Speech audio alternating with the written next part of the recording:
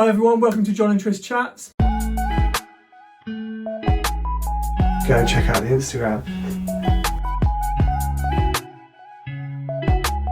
Upper limb plyometrics are often neglected. No one's doing it in the upper limb world. Believe me, heck, I am Superman. Good gains. If you have tendon pain and you can tolerate plyometrics from the start, don't bother with the rest of it. Then it's application. Okay, what's a plyometric? So, essential criteria for a plyometric is there to make sure we get the adaptations you want from a plyometric. You lose the criteria, it's probably not specific enough to get the desired adaptations. So that needs to be in your mind from the start.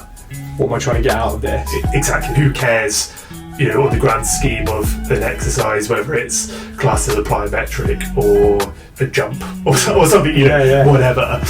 But I think for me the criteria is there because most people have the intent of doing a plyometric to get a certain change, and if you don't hit this criteria, you're unlikely to get that. Do you think people just do plyometrics because they think it should be part of a regime, but they actually know what the goal is? Exactly that. Okay. Yeah, I think probably a lot of personal trainers that do that. But don't want to shoot anyone down. Too late, you just shot down with a personal trainer. We're all in the same game. Got to have a land, got to have a takeoff. And I think we were relating that in a post recently to, or maybe in the stories or something, we were talking about box jumps and why they're not necessarily a plyometric, and thinking about kind of the upward phase that kind of has the landing, and then people tend to step down and then there's no landing before they take off. So in two halves of the box jump, you either have a landing or you have a takeoff, and unless you do it in a kind of down bounce up fashion, not really a plyometric. That's really interesting, because some people just might think that landing on the box is the landing. Yeah. But you're not, because you're taking away almost 50% of the... Exactly that. So if you think about a landing as an eccentric component, the big part of what makes a plyometric is eccentric into concentric. So you can think about the landing as the eccentric component or yielding, and then you can think of the takeoff as a concentric opponent. Just having an eccentric or a concentric opponent doesn't make it a plyometric. It's got to be eccentric into concentric. That's genuinely interesting, because I never really thought about it. I never even thought about a box jump being a plyometric, to be fair. I never thought... Well, not really. I never thought this is a plyometric. I think most people would go... Actually, I think people would. Name a plyometric exercise, everyone would go box jumps. Yeah, that's a good point. Yeah. And they can be a plyometric. Just done in the right way. Done in the right way. Criteria number 2 is, again, we talked about this in the box jump example, is ground contact time. It's the time between the landing phase and transitioning into that takeoff phase, which in the literature varies a little bit, but anywhere from kind of about a quarter of a second to a fourth of a second, so 0.25 to 0.4 contact time. And if you extend that contact time, you lose the kinetic energy in the tendon? That's exactly it. So you'd call it kind of energy coupling, or it'll be referred to as different terms. I call it energy coupling, and essentially that, for me, what that means is using the eccentric loading from the landing part and using that energy into your concentric. Yeah, it makes sense. And the longer you spend on the floor, the less energy you can convert from the eccentric component of a plyometric to the concentric. So there are applications where of just needing eccentric. But not a plyometric. Okay. So therefore, like what I was thinking is a step down from a box and absorbing. Yeah. That's fine. You could do that as a practical application. Yeah. It's just not plyometric. But also, it's not plyometric, but also going to get very different adaptations to what you want from a plyometric. Okay. What is your intent with a plyometric? Okay, yeah. And I'd say energy coupling. So changing your eccentric force into developing the production of force in your concentric, and creating kind of tendon stiffness and the ability to kind of transfer force up the chain. So absolutely, you might want to train that eccentric component for popping up on a surfboard, but the intent wouldn't be either of the two adaptations that we really want from a plyometric. Oh, so this goes on to the third point, of the criteria, is that a plyometric should be an involuntary reflexive tendon response. as opposed to a conscious muscle production. Okay. So, you know, in uni how they teach you like where your reflexes, you hit. Yeah, that's your involuntary. That's an involuntary tendon reflex because you're lengthening it, and then the reflex is to shorten and so you kick out. Okay. Exactly the same with the plyometric, is you're putting length through it, and the reflexive involuntary movement or reflex of the tendon is to then shorten. Yeah, that makes sense. If you do bicep curls forever, you're going to grow some muscle. Yeah. If you do plyometrics, The tendon will get stiffer. will it? Yeah. But stiffness in terms of resilient to load changes, as opposed to stiffness of thinking my ankle's going to get stiff. Yeah, okay, yeah. But if I'm thinking about it as an athlete, Yeah. I want to know what benefits I'm getting from it, and that's exactly it, right? Yeah. So you will become more athletic in terms of the force production side of things, as in like the takeoff and how powerful and how far how quickly you run, how far you jump, that kind of side of things, because you will get that energy transfer from the eccentric to the concentric. And you will also, the stiffer the tendon, the better you will be at shifting force up your limb. So again, thinking about like Achilles tendinopathy, something like that, is that if 100% of force comes into our body and your tendon, the Achilles tendon, one of the first thing where the force gets to, cannot shift load up the body and just absorbs all the load, you're going to have an over tendon. So the three criteria: landing and takeoff. Landing and takeoff, time between. Then it is biased towards. There will be a little bit of muscle kind of contraction conscious. That's kicking into a bit of force, but it's biasing in involuntary reflexive tendon response for the second half of the takeoff. And then going back to the time frame, so not only are we not being able to use the eccentric force into the concentric, but you're also gonna a lot less likely, especially as time goes on, of the contact time to have a reflex to it, and then you're going to have to produce the force through your musculature to go again, rather than having that reflexive bounce like a spring. Not only is that elasticity, so that kind of spring reflex, really helpful for athletic ability, how quick you're running, how high you're jumping. It's essentially, you are going to have to contract your muscles less to do the same amount of work.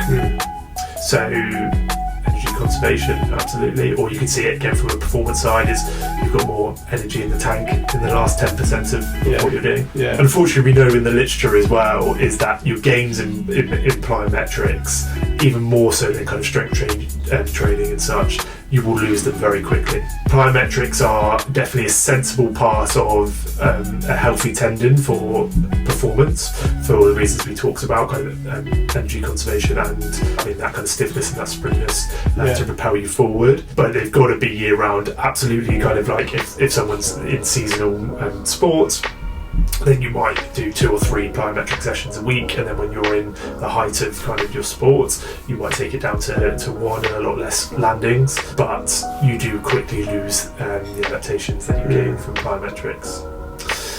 And then really thinking in the rehab world, for me, a healthy tendon needs to do a few things. It needs to be able to go through a fair amount of movement so it can absorb force and produce force. It needs to display stiffness properties when appropriate, so in a kind of an impact plyometric manner. And it needs to be able to shift force up the chain. So again, kind of things we've talked about, but for where you're rehabbing tendons, normally they will not have that ability to shift force and get some force absorption further up the chain, and they're taking 100% of it. A lot of people with Achilles issues will yield a lot, so they'll go for a huge amount of length of absorbing force and all going into the Achilles, rather than having that kind of stiffness and that popping up through the chain and having a real equal distribution through the leg.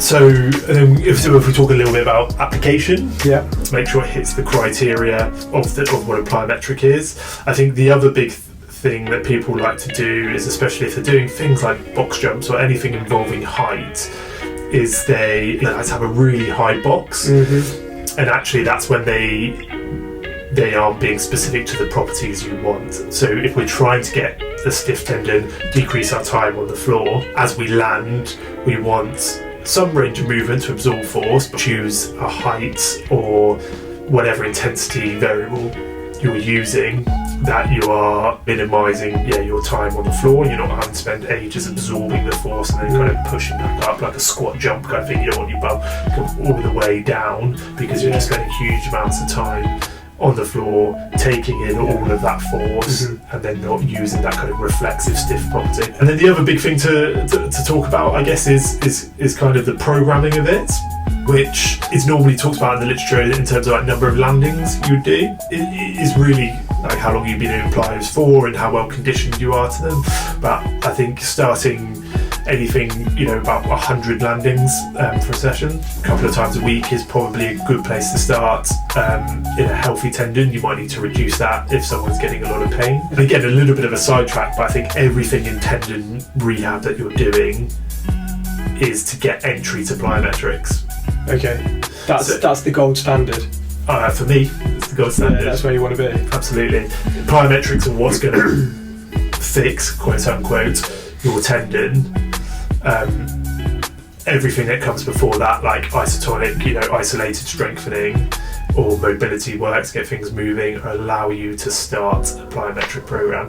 If you have tendon pain and you can tolerate plyometrics from the start, don't bother with the rest of it. Work with your plyometrics. Alright, sweet. Wait for our tendon program coming up. So we've spoken a lot about the Achilles tendon. A lot of people struggle with patellar tendon. Yeah. What's a good plyometric for? So I think we did a post on this as well. I think I would say patellar tendons are easier to rehab in general.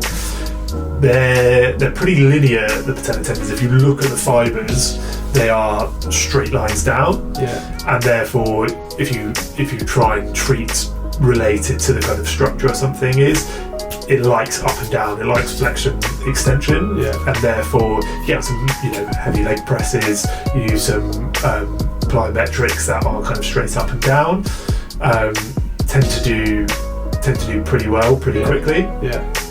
I think compared to the Achilles tendon, gets a little bit more confusing because it's a little bit more 3D. So yes, you have linear fibres, but you also have some that spiral, so that because of pronation being 3D movement, and that's when it lengthens, it becomes a little bit more confusing. And I think if you're rehabbing an Achilles tendon, you need to be a little bit more in a 3D world, frontal plane, sagittal plane, transverse plane with your plyometrics. Where patellar tendon, you can probably get away quite nicely with just being in the sagittal plane. Yeah, and probably worth noting that upper limb plyometrics are often neglected. Golfers, tennis elbow, and kind of rotator cuff based tendons, and no one's doing it in the upper limb world. Like, no one's thinking about plyometrics. They're still tendons, they still have all the same properties of a tendon. And you get so much like quick wins out of like getting people on plyometric programs, and even more so because most people get some plyometric benefit through their day-to-day with their lower limb because they're more weight bearing, jog for the bus, anything, people get some of that, but most people get zero plyometrics through their upper limb. You start doing a little bit, you're like, blimey heck, I am Superman. Good gains. That's exactly the same principles apply. But I love when you get to a stage with a tendinopathy or tendon related pain in the upper limb when you get the plyometrics in, because it makes people feel superhuman. Even low level. Don't overcomplicate them. Make sure you hit the criteria and be consistent, and just know you stop for a month, you're going to lose a lot of your benefits. So you've got to really program it well around your kind of sport and your season.